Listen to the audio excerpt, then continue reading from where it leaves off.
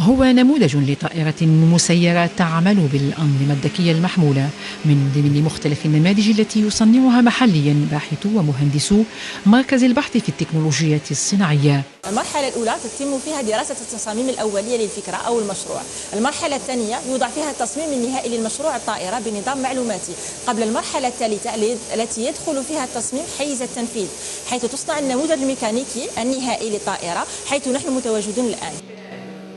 فريق عمل آخر من مهندسين مختصين في الإلكترونيكا الأتمة المعلوماتية والطيران يطورون أدوات القيادة والتحكم والملاحة.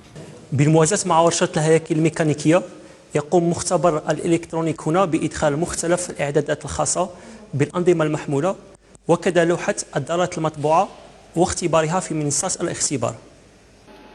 3 نماذج أنجزها المركز لصالح قطاعات الفلاحة، الغابات والحماية المدنية، فيما يطور نموذجا رابعا موجها لمراقبة المنشآت الصناعية. في 2010 قمنا بصناعة أول طائرة بدون طيار واللي هي أمل 1 ذات أجنحة ثابتة، ثم قمنا بصناعة طائرة ذات أجنحة ثابتة مثل أمل 2 وأمل 3 وأمل 4، ونقوم أيضا بصناعة طائرة بدون طيار من نوع آخر اللي هي ذات إقلاع عمودي.